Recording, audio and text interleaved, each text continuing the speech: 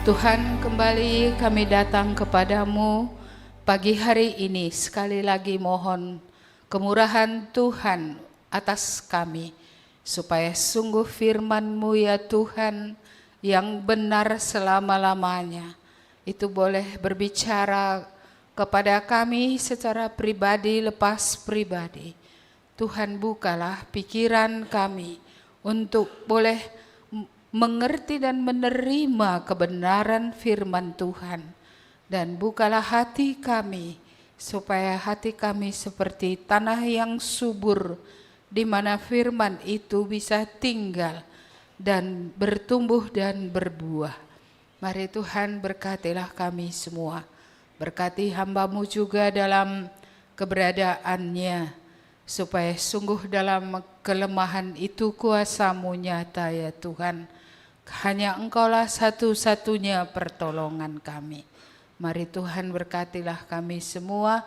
Di dalam nama Tuhan Yesus kami berdoa. Amin.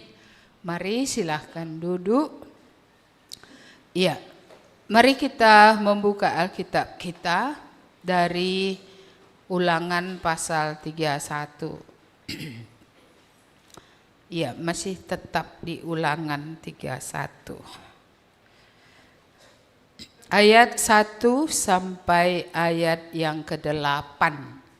Ulangan 31 ayat 1 sampai 8. Perjanjian Lama. Ya, di buku saya halaman 304. Saya bacakan demikian firman Tuhan. Kemudian pergilah Musa lalu mengatakan segala perkataan ini kepada seluruh orang Israel. Berkatalah ia kepada mereka, aku sekarang berumur 120 tahun. Aku tidak dapat giat lagi, dan Tuhan telah berfirman kepadaku, Sungai Yordan ini tidak akan kau seberangi. Tuhan Allahmu dialah yang akan menyeberang di depanmu. Dialah yang akan memunahkan bangsa-bangsa itu dari hadapanmu, sehingga engkau dapat memiliki negeri mereka. Joshua dialah yang akan menyeberang di depanmu seperti yang difirmankan Tuhan. Dan Tuhan akan melakukan terhadap mereka seperti yang dilakukannya terhadap Sihon dan Og, raja-raja orang Amori yang telah dipunahkannya itu, dan terhadap negeri mereka. Tuhan akan menyerahkan mereka kepadamu, dan haruslah kamu melakukannya kepada mereka tepat seperti perintah yang kusampaikan padamu. Kuatkanlah dan teguhkanlah hatimu, janganlah takut dan janganlah gemetar karena mereka, sebab Tuhan Allahmu dialah yang berjalan menyertai engkau. Ia tidak akan membiarkan engkau dan tidak akan meninggalkan engkau. Lalu Musa memanggil Joshua dan berkata kepadanya di depan seluruh orang Israel, kuatkan dan teguhkanlah hatimu, sebab engkau akan masuk bersama-sama dengan bangsa ini ke negeri yang dijanjikan Tuhan dengan sumpah kepada nenek moyang mereka, untuk memberikan kepada mereka, dan engkau akan memimpin mereka sampai mereka memilikinya. Sebab Tuhan, Dia sendiri akan berjalan di depanmu. Dia sendiri akan menyertai engkau. Dia tidak akan membiarkan engkau dan tidak akan meninggalkan engkau. Janganlah takut dan janganlah patah hati. Tema kita hari ini adalah rencana Tuhan tidak dapat gagal. Ya. Jadi kisah ini bukan kisah yang baru kita dengar ya. Iya. Oleh karena itu, ya, sebagian besar dari kita saya kira mengerti ya nats yang kita baca ini tadi. Ya, Musa di situ sudah berumur 120 tahun. Ya. Berarti mereka ini mau menjelang masuk ke tanah Kanaan. Dan seperti yang dikatakan oleh Musa, dia tidak giat lagi. Lagi pula Tuhan sudah berbicara kepadanya sebelumnya bahwa dia tidak akan masuk ke tanah Kanaan. Tuhan mengizinkan dia naik. Kemana naik? Ke Gunung Nebo ya, untuk melihat tanah Kanaan itu dari jauh. Iya. Dan Tuhan berkata, engkau akan kembali kepada nenek moyangmu. Iya.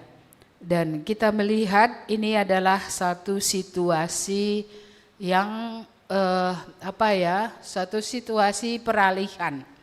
Mengapa? Karena rencana Allah tadi tidak bisa gagal. Cuma orangnya yang bisa berganti untuk melanjutkan pekerjaan yang perlu dikerjakan.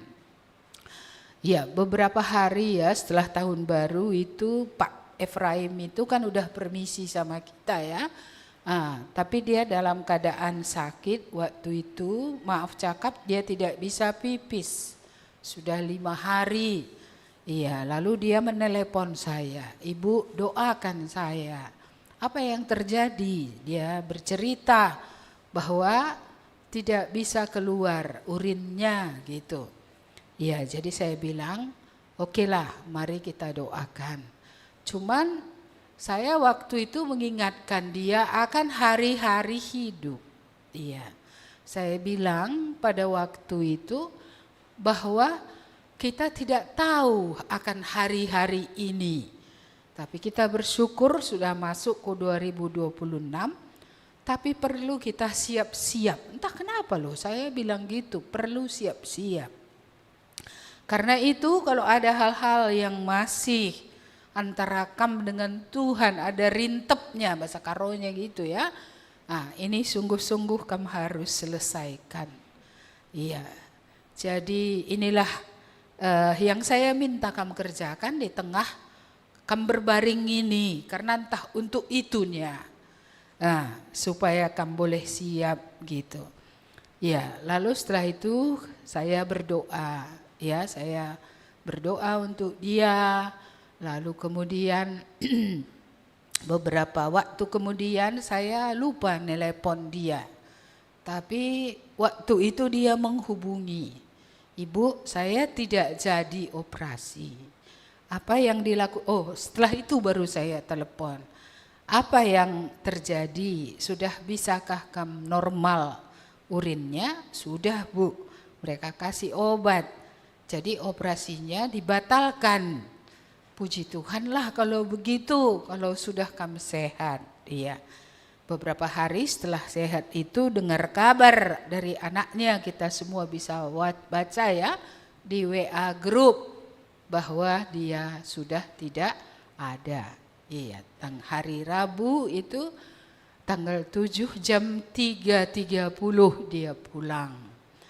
Saya berpikir begini, masa hidup ini memang betul seperti kita tutup tahun itu. Dalam tangan Tuhan, kita tidak pernah tahu. Saya rasa dia pun tak pernah berpikir pulang kampung untuk pulang. Tapi itulah yang terjadi. Ya, dalam memori saya ini ada pernah orang saya baca menuliskan tiap orang ada masanya. Mungkin kita sering dengar itu ya. Tiap orang ada masanya. Jadi masa hidup ada, masa bertobat ada, masa pelayanan ada, ya. Masa apa yang kita bisa kerjakan ya bagi Tuhan, bagi keluarga, semua ada masanya. Iya. Jadi orang sekaliber Musa pun ada masanya. Iya, kita tahu apa yang telah Tuhan buat lewat hidupnya. Ya, kita tahu ya bagaimana Tuhan memakai dia. setelah pembentukan sekian lama oleh Tuhan, bagaimana Tuhan memakai dia akhirnya memimpin satu bangsa besar. Ya punya jemaat 1 juta gimana ya? Ya itu kan berat itu. Iya, 100 saja sudah pening kepala ya kan? Apalagi 1 juta, karena 960.000 itu pejalan kaki. Jadi orang tua-tuanya, anak-anaknya berapa? Itu kan makanya lebih 1 juta itu ya kan? Iya, jadi kita melihat bagaimana Tuhan sudah memakai dia untuk membawa bangsa Israel dari perbudakan. Bagaimana Tuhan sudah berbuat hal yang hebat-hebat, mengeringkan laut Teberau di hadapannya, dan bagaimana dalam perjalanan di mana mereka harus berputar oleh karena ketidakpercayaan itu, mereka berputar 40 tahun itu di padang gurun. Musa dimarah-marahi ya kan? Iya. Mengapa kau bawa kami kemari?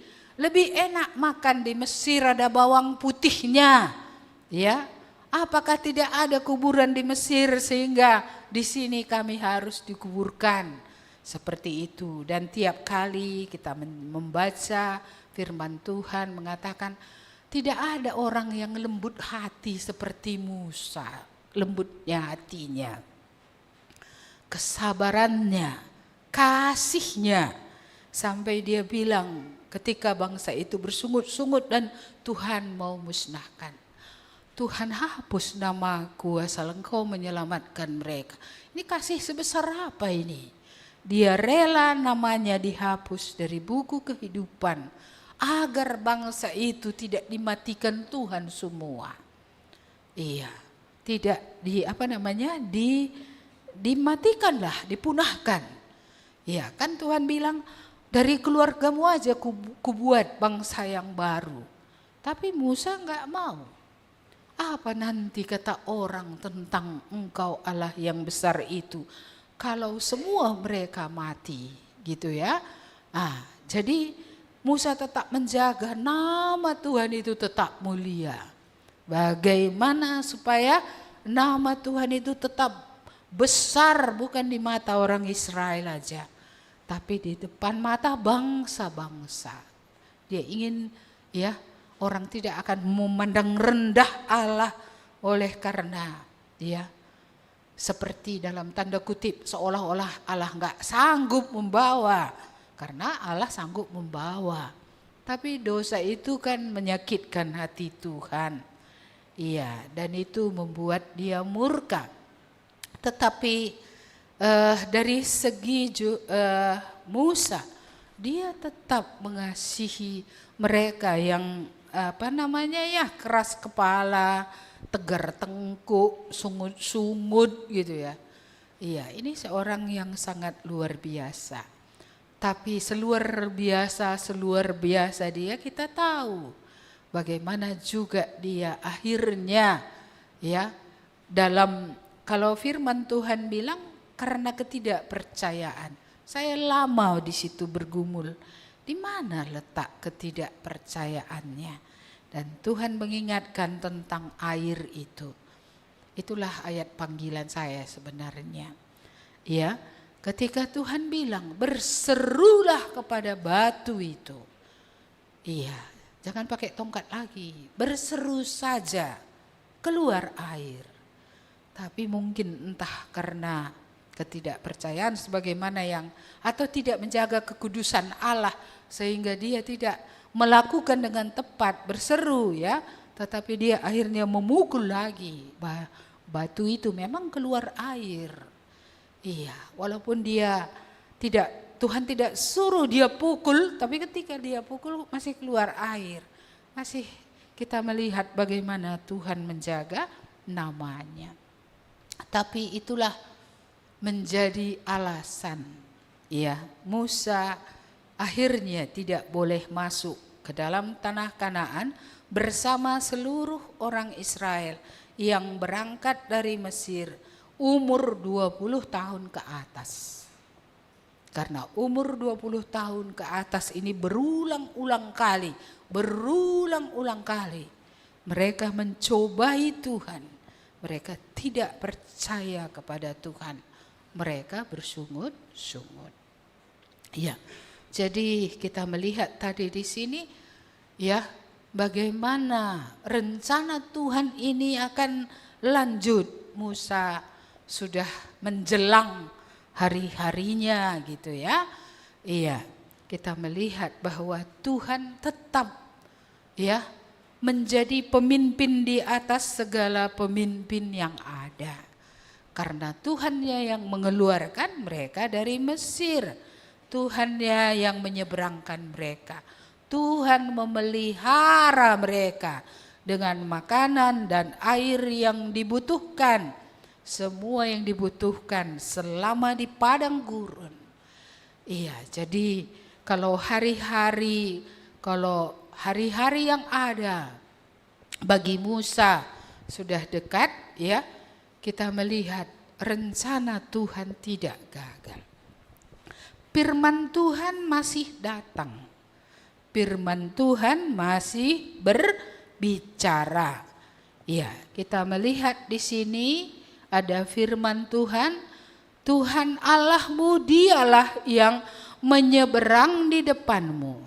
Dialah yang akan memunahkan bangsa-bangsa itu dari hadapanmu sehingga engkau dapat memiliki negeri mereka.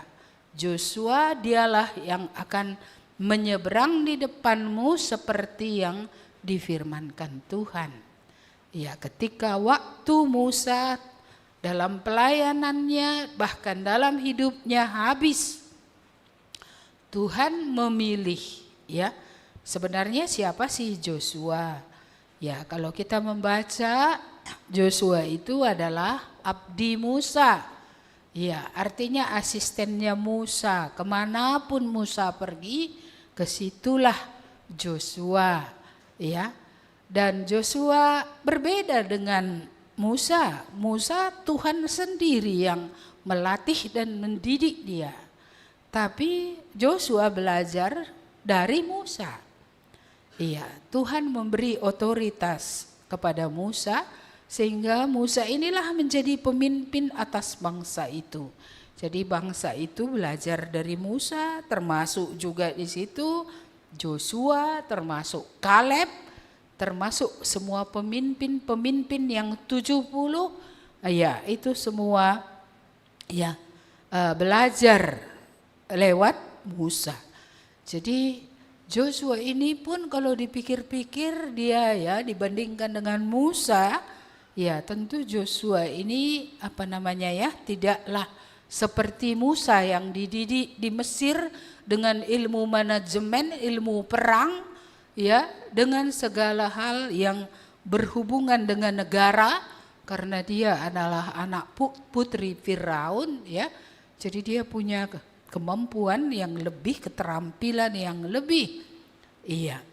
Tapi Joshua dia dididik oleh Musa menjadi abdinya, mengikuti dia, belajar dari apa yang dilakukannya, belajar dari hidupnya seperti itu. Ya, jadi ini memang suatu masa yang katakanlah akan menjadi tanda tanya. Tapi tanda tanya itu harus berhenti. Mengapa? Karena Tuhan berjanji. Ada janji Tuhan di sini mengatakan ya bahwa Dia yang akan menyertai.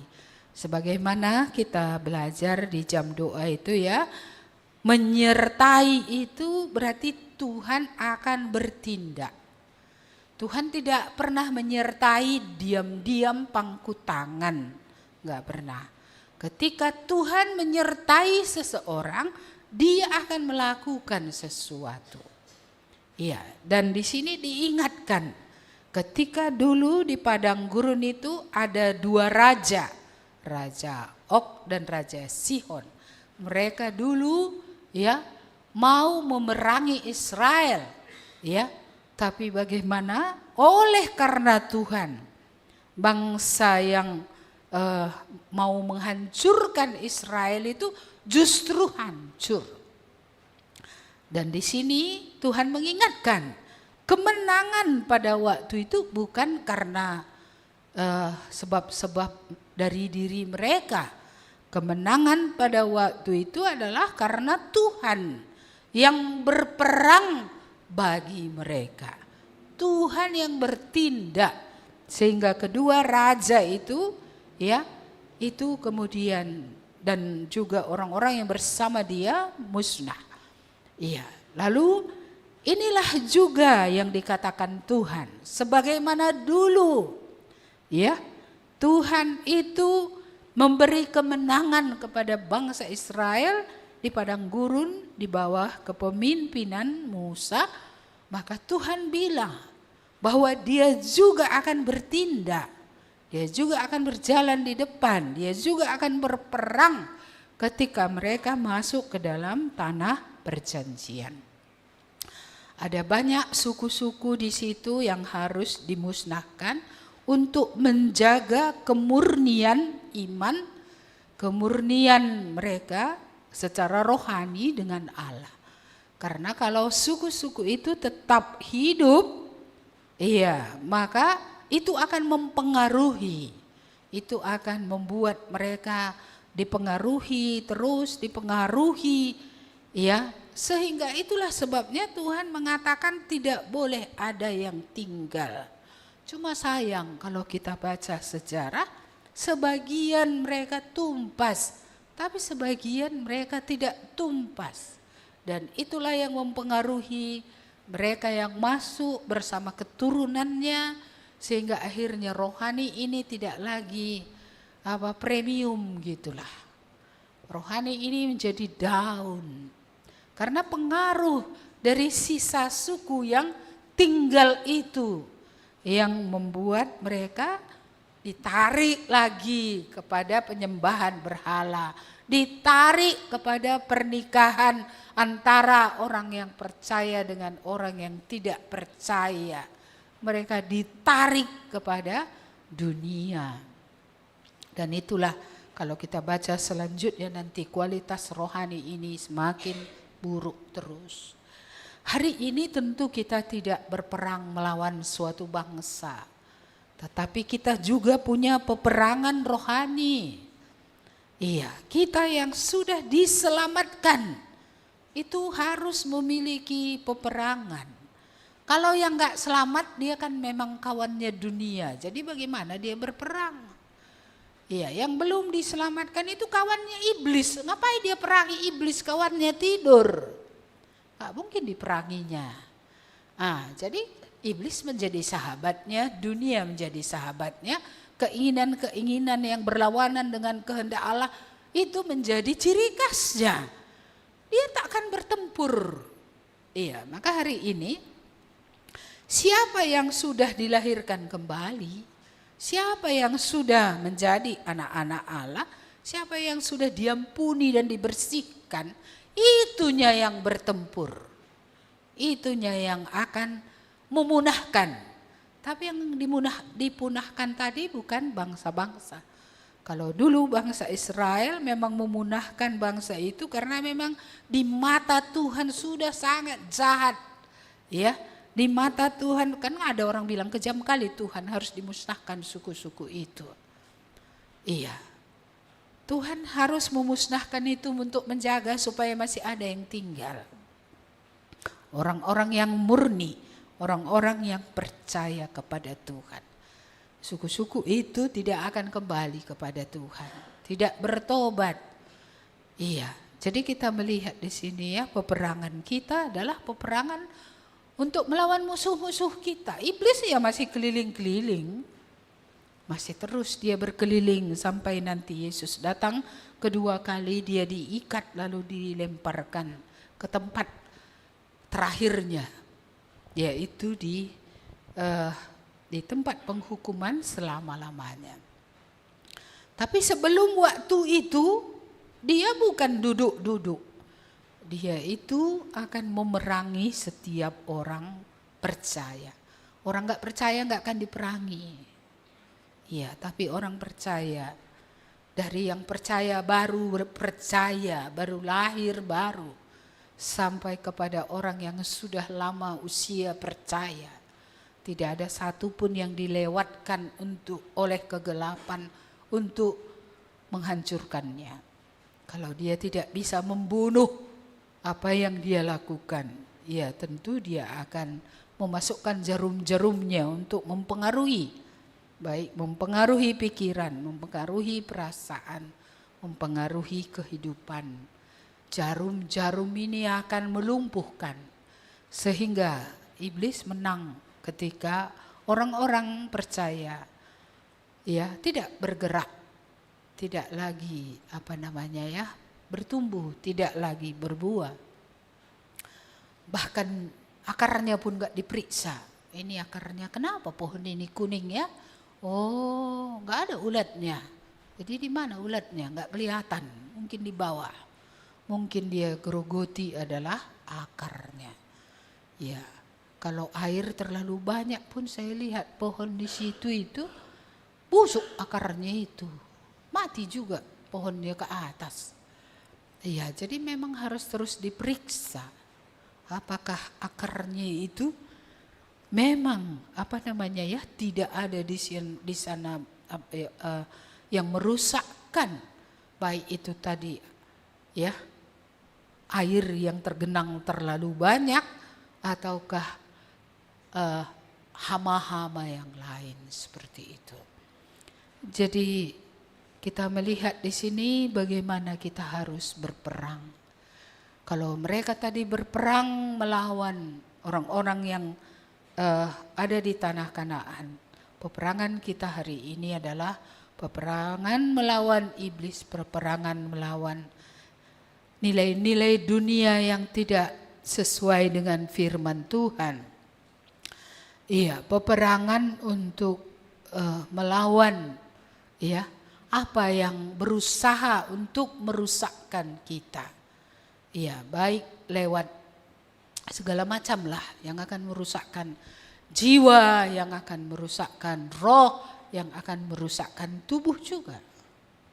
Iya, karena kalau orang misalnya main game sampai malam kan merusak tubuh juga itu. Bukan jiwa saja menjadi tidak segar gitu ya. Rohnya tak bisa melakukan apa yang berkenan kepada Tuhan. Tubuhnya pun semakin rusak. Saraf-saraf itu semakin rusak seperti itu.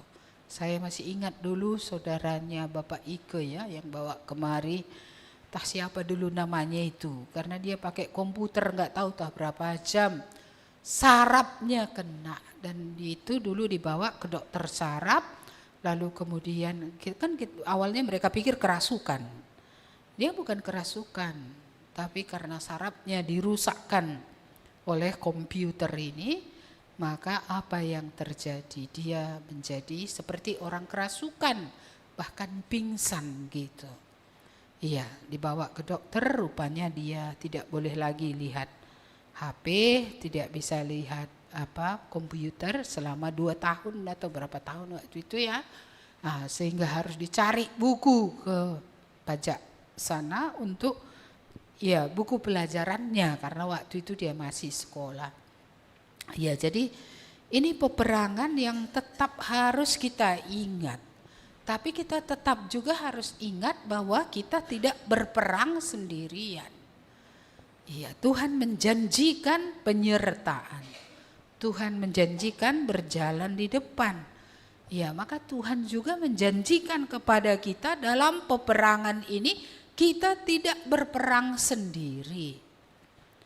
Tuhan menyertai, Tuhan aktif akan menolong. Maka tidak ada kuasa yang lebih besar dari kuasa Tuhan yang dapat menolong, hanya itu. Maka dengan kuasa Tuhan itu tidak ada sebenarnya kita bisa mengatakan tidak punah. Iya, karena dengan pertolongan Tuhan punah musuh-musuh itu tadi. Maka ini minggu kedua ya di Januari ini, mari kita benar-benar melihat ini. Apakah kita benar-benar berkemenangan karena penyertaan Tuhan, karena Tuhan tadi aktif. Iya, Tuhan aktif. Tapi kita juga kan harus aktif bersama-sama dengan Tuhan, ya kan? Ketika bangsa ini disertai oleh Tuhan, kan mereka bukan duduk-duduk di seberang, Tuhan maju sendiri melewati Yordan, setelah musuh kalah baru mereka ikut. Enggak. Mereka juga harus meletakkan kakinya di sungai itu. Baru air sungai itu kering. Mereka juga harus ikut, berbaris masuk merebut. Iya, jadi di sini kita melihat kerjasama. Tuhan hadir, mereka ya ikut mengerjakan. Iya, Tuhan menjanjikan kuasa, penyertaan, ya. Tetapi kita kan harus mengambil bagian kita. Iya, seperti bangsa Israel tadi melangkah ke air itu, berjalan, lakukan peperangan itu. Kita juga harus demikian. Nggak bisa kita, Tuhan aku berdoa lepaskanlah aku gitu ya kan. Oke, udah berdoa Tuhan lepaskan. Lalu Tuhan bilang apa? Matikan. Apa yang dimatikan ini kan? Matikan atau enggak? Oh Tuhan sajalah matikan. Jadi gitu. Tunggu gitu terbakarlah semua HP. Terbakarlah semua, ya nggak tahu komputer atau apa yang kita pakai, ya kan? Yang mempengaruhi kita untuk tidak maju dalam iman, yang membuat kita tidak bisa berguna dan berbuah. Iya, jadi ada bagian yang harus kita lakukan. Kita sering mendengar tentang Yusuf, dia lari dari Tante Potifar. Lari itulah kekuatannya, bukan kelemahannya. Kalau dia tetap di situ, itulah kelemahannya. Dan itu akan membuat dia hancur. Tapi justru ketika dia berlari, walaupun entah orang bilang pengecut, tapi disitulah kekuatannya. Karena dia sanggup untuk berlari. Dia sanggup untuk meninggalkan Tante Potifar itu gitu. Iya, jadi ada bagian dalam pertempuran ini yang memang kita bersama-sama dengan Tuhan berjalan. Ada bagian yang Tuhan yang nanti lebih banyak aktif berbuat, bertindak. Tapi kita juga harus melakukan bagian kita. Ya. Jadi ini yang bagian kedua, janji Tuhan akan kemenangan masa lalu. Ya, Tuhan akan memberi kembali kemenangan yang sama, ya, pada zaman nanti ketika Joshua melangkah bersama-sama dengan bangsa itu. Mari kita lanjutkan janji Tuhan pada ayat 5 tadi. Tuhan akan menyerahkan mereka kepadamu dan haruslah kamu melakukannya kepada mereka tepat seperti perintah yang kusampaikan kepadamu. Tepatnya harus sikap kita terhadap iblis. Gak bisa kita longgar-longgar. Gak bisa kita kompromi. Tepat juga harus sikap kita dengan nilai-nilai dunia ini. Karena dia mau disorongkannya apa yang dia mau. Supaya kita sekalipun orang rohani nanti menjadi orang rohani yang duniawi. Enggak nampak kerohaniannya itu. Bertobat tapi dunianya lebih nampak dari rohaninya. Ini kan bahaya, ini kan bahaya. Iya, jadi dengan tepat. Terhadap daging ini pun harus dengan tepat. Iya, makanya ya kita menyangkal diri. Makanya kita berperang melawan keinginan-keinginan daging. Ya, itu terus harus kita lakukan. Iya, iblis kadang memakai jarum suntiknya itu membangkitkan keinginan daging tertentu. Iya, keinginan daging akan kesenangan, keinginan daging akan apa? Ya, kenyamanan ya. Keinginan daging akan seks juga, keinginan daging akan hal-hal yang lain. Iya. Jadi kita memang harus terus berperang. Iya. Jadi ini yang harus kita ingat, bahwa kita tidak sendirian. Kita bersama-sama dengan Tuhan. Orang muda sering bertanya, bagaimana? Aku kalah terus katanya. Bagaimana enggak kalah kalau dia tetap menyendiri? Orang menyendiri ini berbahaya. Iya, karena nanti iblis akan memasukkan pikiran-pikiran yang salah, keinginan-keinginan yang salah. Iya, jadi kita memang harus hidup terbuka. Saya senang kalau anak-anak remaja kita atau pemuda kita ini pintunya nggak selalu tertutup ya, terbuka gitu, sehingga orang bisa bebas melihat ke dalam dan dia juga bisa bebas seperti itu.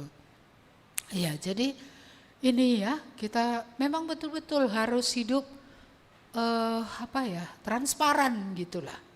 Nah, bagaimana siang hari, bagaimana malam hari ya sama saja. Ya, seperti itulah kita harus hidup. Iya. Kalau bangsa Israel karena dosa mati di tengah jalan. Kalau Musa pun tidak masuk ke tanah perjanjian karena ada hal di mana Tuhan tidak senang dengan dia. Ya, ketika dia memukul air itu, padahal Tuhan bilang dia berseru, itu nampak dia tidak menguduskan nama Tuhan, memuliakan Tuhan, dia juga tidak masuk. Betapa lebihnya ya, kita yang hidup ini harus berjuang. Iya, memang dosa lama, dosa-dosa masa lalu ketika kita datang kita sudah dibersihkan. Tapi kita masih terdiri dari darah dan daging dan ada roh di dalam. Keinginan roh, keinginan daging ini selalu bertentangan. Iya, jadi mana yang akan menang? Kan gitu ya. Kalau kita mengikuti keinginan roh dengan hidup terus dalam firman Tuhan, daging ini bisa dikalahkan. Punahkanlah, inilah yang perlu kita kerjakan tahun ini. Punahkan apa yang membuat kita tidak bisa berakar dalam, apa yang membuat kita tidak bisa bertumbuh. Bahkan sekian lama bertobat, satu cuman buahnya. Buah apa? Pertobatan. Buah Roh Kudus, satu buah 9 rasa, nggak nampak juga. Kasih seperti kasih Yesus ya, bukan kasih kayak kasih Pileo atau kasih yang lain, tapi kasih agape ya. Apa masih nampak? Kasih agape itu kasih yang memberi aja, nggak nerima. Ini paling sulit karena kita kan mangkok lawas, mangkok reh. Kalau kita beri begini catat oleh orang itu, nanti kasihnya lagi sama kita gitu ya. Kita pun kalau kita punya pesta kan gitu ya. Oh si anu waktu itu kasihnya ini gini. Oh nanti pas ada kerja dia, oh mari kita kembalikan. Nah ini mangkok lawas, mangkok reh atau mangkok lawas, mangkok reh ya. Tapi kasih Tuhan dia memberikan. Dia memberikan anaknya yang tunggal. Yesus sendiri memberikan dirinya. Iya, diri itu paling berharga loh. Lebih enak ngasih uang saja. Iya, daripada memberi diri, memberi waktu, memberi usaha ya. Berkorban apalagi sampai mati. Oh, jangankan sampai mati, setengah mati pun gak pernah kok. Atau 1/4 saja pun matinya gak pernah. Iya, jadi buah Roh Kudus udah sekian tahun gak ada. Sukacita gak ada juga. Muka jeruk puru terus. Padahal dosa sudah diampuni. Mungkin meletakkan sukacitanya pada uang ya. Iya, apalagi ini uang sulit, harga mahal. Ya kan? Jadi sukacitanya hilang. Karena lupa dosanya sudah diampuni. Iya, jadi buah roh itu, 1 buah itu loh, bukan buah-buah. 1 buah 9 rasa. Jadi banyak rasa-rasanya di situ. Ada kebaikan, ada kemurahan, ada kesabaran, ada kelembutan, ya, ada penguasaan diri. Wah itu kan Ada itu satu buah. Iya. Jadi mari ya supaya karena nggak dipunahkan ini maka nggak berbuah ini. Iya.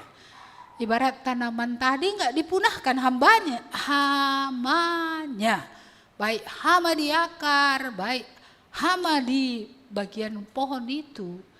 Ya, dalam masa pertumbuhannya itu tidak disemprot, ya, tidak dimatikan, maka akhirnya buahnya juga nggak ada. Lihat pohon kita depan ini, daunnya ribuan atau jutaan, nggak tahu aku. Buahnya berapa? Nah, itu ada hamanya itu. Ya, itu juga harus dipangkas juga itu. Terlalu banyak dia tak dipangkas. Jadi berdaun saja tak berbuah. Ya, maka ada juga nanti orang percaya ini berdaun saja. Kelihatannya rohani gitu ya kan. Tapi buahnya dicari, buah mana yang ada gitu. Buah ketekunan enggak ada. Buah kekudusan enggak juga. Jadi buah apa? Buah Injil. Boro-boro buah Injil menginjili orang. Orang ke dalam aja enggak beres kok. Bagaimana mau peduli keluar? Iya, maka enggak ada. Buah Injil itu enggak ada. Kenapa ya orang ini enggak ada hatinya untuk mencari jiwa, kita bilang. Kayak mana mencari jiwa? Dirinya saja enggak sayang dia. Karena demi nyawamu, ya kan? Kasihi Tuhan Allah. Nyawanya pun enggak dikasihinya. Ya, dia tidak mengasihi Tuhan Allah. Lalu bagaimana dia akan mengasihi jiwa orang lain? Enggak mungkin. Iya, jadi ini apa? Terus terang saja. Kalau ke dalam pun, ke diri kita pun kita tidak menyelamatkan jiwa kita ya. Artinya dengan mengasihi Tuhan terus-menerus. Lalu bagaimana kita akan mengasihi orang? Lo baci membantah pela tetakeleng. Ya kan? Begini pun bisanya rohaniku. Kayak mana? Senin Kemis saat teduh. Ke gereja kadang-kadang. Ya. Persekutuan kategorial. Gak ada dapat ku berkat di kaum bapak itu katanya. Atau gak ada dapat berkat di lansia atau di pemuda gitu ya kan. Jadi dengan apa kita membangun diri kita? Kalau bukan dengan firman Tuhan. Mungkin tak ada juga orang kita rasa gak cocok situ. Tapi jangan karena lihat orang itu kita gak datang kepada Tuhan. Tuhan gak pernah salah, orang bisa saja salah. Kita pun bisa salah kan, siapa sih yang belum sempurna, yang sudah sempurna. Tapi kebutuhan kita siapa? Aku butuh Tuhan. Ya, lalukanlah mataku Tuhan, tolonglah aku. Supaya aku fokus pada firman-Mu hari ini. Ada yang bisa aku dapat. Aku bisa berakar, aku bisa bertumbuh, aku bisa berbuah. Gitu ya. Jadi punahkan ya. Iya, apalagi yang perlu dipunahkan ini? Hal-hal yang membuat kamu tidak bisa tadi tumbuh dengan baik. Apa itu? Apa saja? Apakah itu pergaulan yang membuat gak bisa tumbuh dengan baik? Ya, apakah cara hidup yang membuat gak bisa bertumbuh dengan baik? Kebiasaan-kebiasaan lama yang belum mati yang membuat kita tidak bisa bertumbuh dengan baik. Ya inilah yang harus dipunahkan. Atau tabiat-tabiat yang sudah dari sononya, dari dulunya aku gini, cuman aku bisa berubah lagi. Iya, Tuhan adalah agen perubahan. Tuhan bisa mengubah siapapun yang mau untuk berubah. Baik, mari kita lihat yang berikutnya. Kuatkan dan teguhkanlah hatimu, janganlah takut. Jangan gemetar karena mereka, sebab Tuhan Allahmu, Dialah yang berjalan menyertai engkau. Ia tidak akan membiarkan engkau dan tidak akan meninggalkan engkau. Kuatkan dan teguhkan hati. Jangan takut, jangan gemetar, sebab Tuhan Allahmu berjalan menyertai. Apa ketakutan kita ya tahun 2026 ini, apa yang kita takutkan ini? Iya, ada takut tidak makan ya. Iya, iya. Apa yang kamu takutkan? Bolehlah dijawab. Apa yang kamu takutkan? Loh, enggak ada yang kamu takutkan. Udah hebat kali imannya jemaat ini ya. Iya, enggak ada yang kamu takutkan.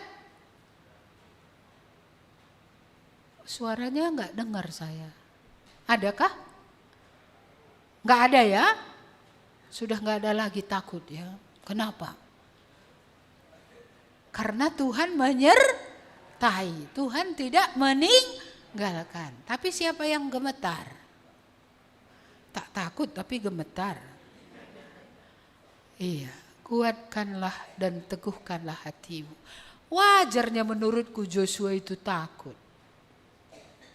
Karena pengalaman rohaninya memang ada, tapi dia sendiri kan belum pernah langsung gitu ya berhadapan dengan musuh itu gitu ya. Tidak ada lagi Musa di situ gitu. Wajar dia takut. Wajar bangsa itu juga takut. Tetapi Tuhan bilang, saya ingat kitab Yeremia itu, kalau kamu gemetar, kamu akan digentarkan. Jadi duluan kita takut, lebih takut laginya kita gitu. Tapi kalau bisa kita berpegang kepada apa yang Tuhan katakan, kita kokoh. Jadi ibarat 1000 musuh pun menyerang, kita kokoh kan gak masalah. Toh sudah ada janji Tuhan bahwa Dia tidak meninggalkan, Dia tetap akan di situ. Jangan takut. Kuatkan hatimu. Mungkin tahun ini pun masih perlu lagi nih ya. Jangan takut. Berdiri bersama Tuhan. Berdiri dalam kebenaran. Lakukan firman Tuhan. Dan engkau akan melihat bagaimana Tuhan akan membela engkau. Prakteklah. Mau berapa lama lagi kita gak praktek-praktek? Firman itu sudah di kepala. Sudah ada di dalam mulut juga. Tinggal praktek saja. Praktekkan aja. Iya, Tuhan bilang engkau akan beruntung. Beruntung aku tahu tidak. Iya kan? Tuhan bilang. Iya kan? Aku akan memberi kemenangan kepadamu. Iya. Tuhan beri kemenangan atau tidak? Iya, sekali-sekali uji Tuhan. Tapi dalam hal begini tadi ya, bukan mencobai. Artinya lakukan firman Tuhan itu, lihat hasilnya gitu. Maunya tahun ini berani kita ya. Lakukan firman Tuhan dengan sepenuh hati. Lalu lihat hasilnya. Apakah Tuhan tidak akan menolong kita? Apakah Tuhan akan meninggalkan kita? Saya percaya Tuhan tidak menggenapkan apapun yang dikatakannya. Iya, saya kadang-kadang bingung lihat orang. Kenapa susah kali beriman? Beriman kan hanya Tuhan bilang pegang. Tuhan bilang pegang. Sederhana, tapi kok jadi rumit banget gitu ya. Ya, mau bagaimana lagi dibuat ini? Bagaimana ini gitu. Padahal Tuhan bilang pegang apa yang kukatakan. Aku di depan, aku akan berjalan. Aku menyertai, ya pegang saja. Saya dari muda belajar latihan seperti itu ya. Dulu pelajaran tentang, karena kami miskin itu, pelajaran tentang pemeliharaan Tuhan. Itu 2 kali termen itu. Termen pertama waktu baru bertobat. Ya karena di Medan pun istilahnya sekolah kerja sambil kerja. Kerjanya pun bukan kerja gaji yang gimana-gimana, karena sambil kuliah. Ya kan, ngangkat air orang, ya sambil kuliah, ngeles anak orang. Seperti itu. Kadang kan anak les dia nggak ada. Ya kan, udah sampai di sini kata. Ya seperti itu. Tapi saya belajar. Ketika Tuhan berbicara lewat Matius 6 itu. Saya bukan yang jadi berkat bagi saya, cari dahulu kerajaan Allah, maka akan ditambahkan padamu. Bukan. Tapi ayat sebelumnya. Bapamu di sorga tahu kamu membutuhkan semua itu. Jadi kalau Bapa di dunia aja berjuang untuk anaknya, Bapa di surga itu lebih-lebih lagi loh berjuang gitu. Jadi itu saya pegang. Bapamu tahu, Bapakku tahu.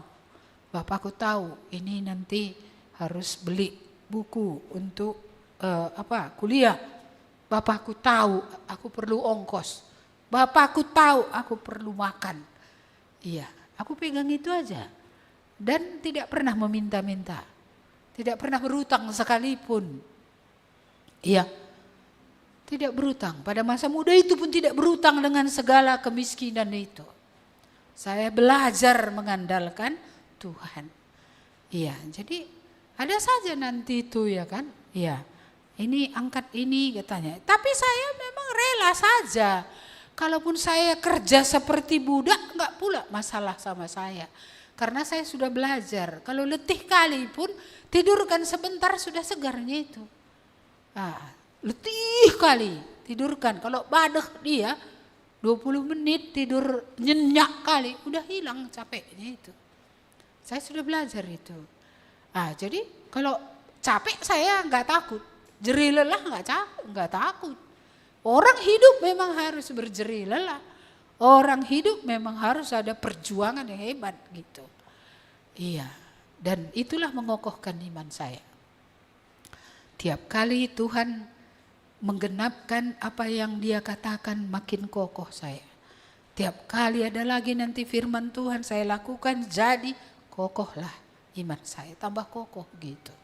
Seperti itulah Tuhan melatih dari masa muda untuk beriman kepada Tuhan. Dari usia sebelum 20 loh sampai hari ini. Begitulah Tuhan melatih. Ya, saya tidak mengatakan semua tahun-tahun itu tahun-tahun kemenangan.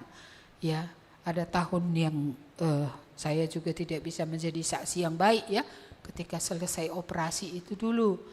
Awalnya saya sangat bersyukur, saya bersuka cita, maju iman saya. Tapi lama-lama datang juga si tukang kipas itu. Kau hamba Tuhan, masa gak disertai Tuhan? Kau hidup untuk Tuhan, masa kau gak dijagai dari dokter yang salah? Udahlah masuklah semua itu kan, duk gitu dia. Masuk jarumnya, lemaslah aku. Iya, lemas akhirnya kayak mana? Tuhan ini pun kok kayak gitu, kan udah jadi itulah down. Ada masa seperti itu. Saya pernah alami. Jadi ya kalau orang mengenal saya pada masa itu, gak ada lah kesaksian yang baik. Iya, tapi tahun-tahun yang baik pun banyak. Tapi tahun-tahun yang itu ada. Tapi sampai saya bisa menerima. Iya, seolah-olah ini bukan dari manusia. Saya terima dari Tuhan. Tuhan mengizinkan ini, setelah itu baru iman saya bisa bangkit. Saya bisa bangkit lagi, mau melayani. Kalau enggak melayani pun udahlah pikirku. Kepala semangat aku melayani pun. Iya, mengapa? Karena hati tadi sudah tidak letak. Iya, jadi enggak bisa maksimal Tuhan bekerja pada orang yang tidak letak. Apalagi pada saya yang lagi marah. Marahnya sama Tuhan pula itu berani-berani. Iya, tapi syukurlah lelah dengan melarikan diri kepada dunia ini, ya kepada film, kepada hal-hal yang tidak baik begitu ya. Lelah, lalu aku berpikir, kayak mana aku mengakhiri hidup kayak gini gitu. Masa aku mengakhiri hidup mulai dengan roh, mengakhiri dengan daging. Kan daging itu kalau nonton lagi balik, ya kan. Walaupun film-film yang biasa, tapi kadang masuk juga kepada yang tidak biasa seperti itu. Jadi itu adalah hari-hari yang sangat buruk. Iya. Tapi saya yakin Roh Kudus masih bekerja. Ngapain kau itu? Mau berapa lama lagi kau marah? Barulah saya ingat kembali, diampuni itu saja pun sudah anugerah. Apalagi dipercayai. Ini macam mana mau dipercayai? Melawan terus, berlari terus dari jalan hidup yang benar. Saya bersyukur kalau Tuhan akhirnya membawa saya entah dengan cara bagaimana. Ada buku-buku, entah apa saya bacai semua, baca firman Tuhan juga.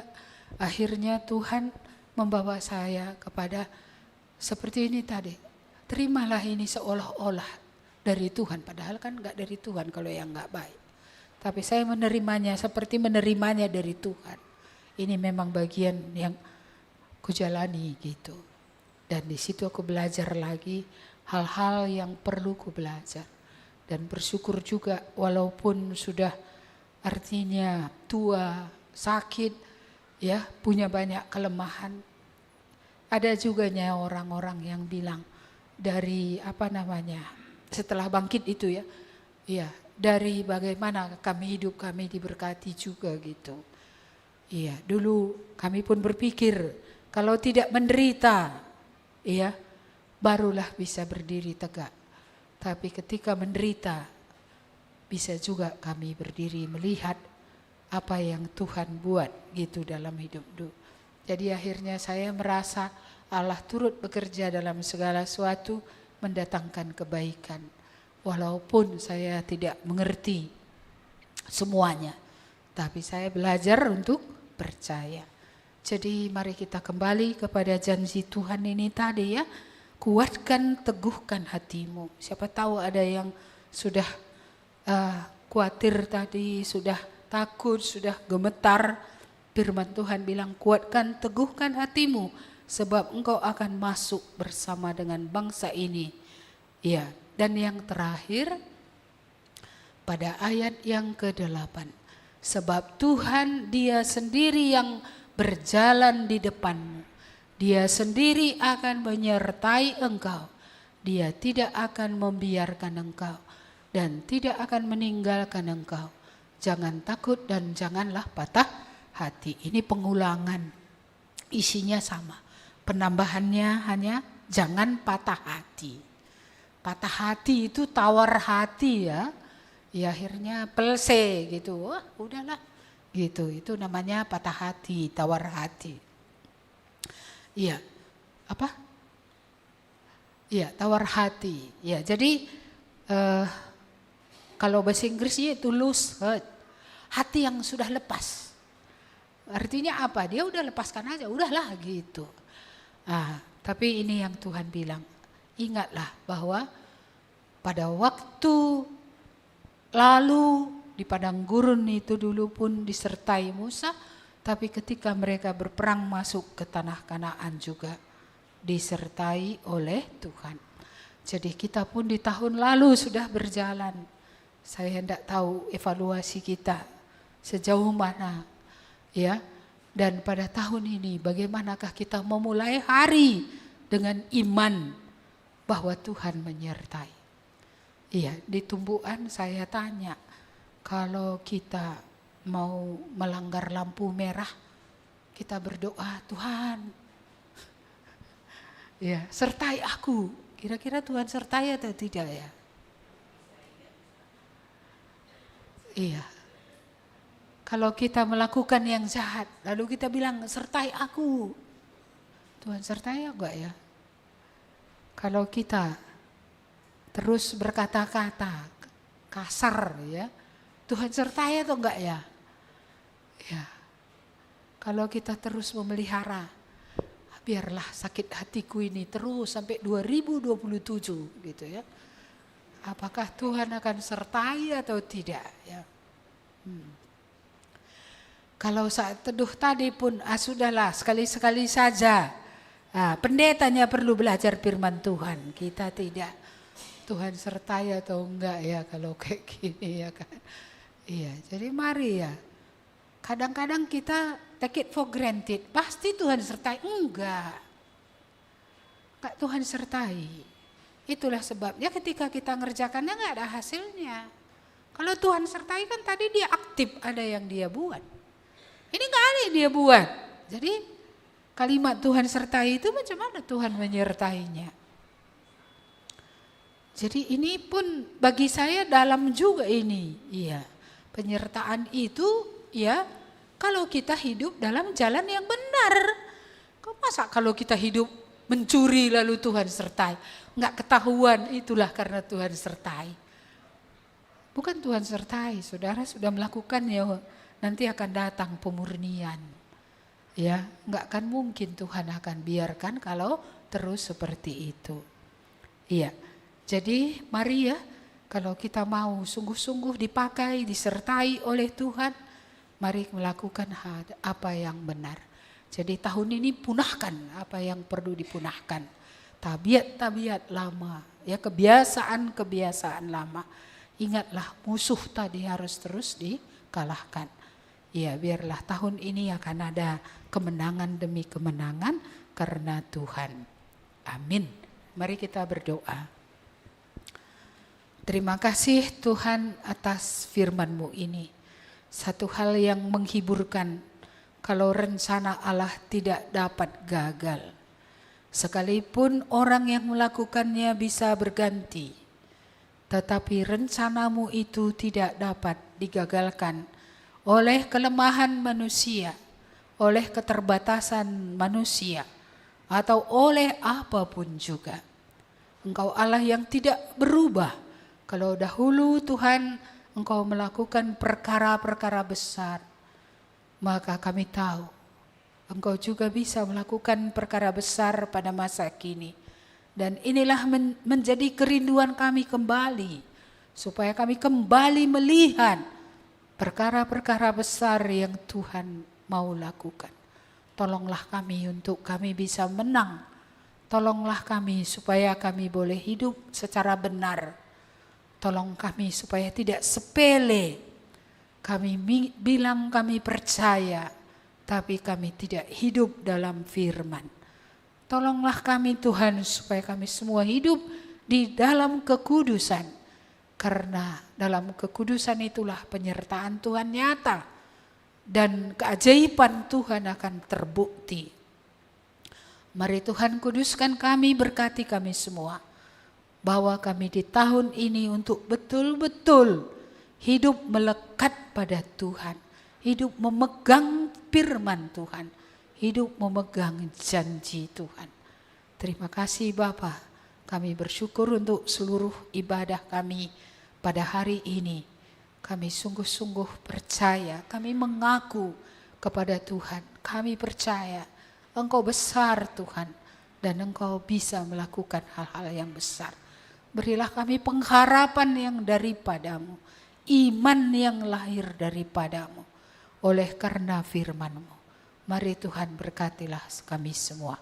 Kalau sebentar kami akan pulang ke rumah kami masing-masing, kami berdoa supaya Engkaulah Allah yang akan memberi kami kekuatan ketika kami kembali ke dunia nyata. Supaya kemenangan itu ada diberikan pada kami. Tolong kami Tuhan untuk bekerja sama dengan Roh Kudus, bekerja sama dengan Tuhan, melakukan bagian kami, karena Tuhan mau kami melakukan bagian kami. Terima kasih Bapa, kami sungguh bersyukur untuk ibadah ini. Bapak Ibu yang dikasihi Tuhan, pulanglah, terimalah janji berkat Tuhan. Damai sejahtera yang melampaui segala akal, yang tidak sama dengan yang diberikan dunia, itu diberikannya kepadamu. Karena itu melekatlah terus di dalam Tuhan, supaya dengan demikian engkau akan mengalahkan dunia. Amin. Kepada Allah beri puji.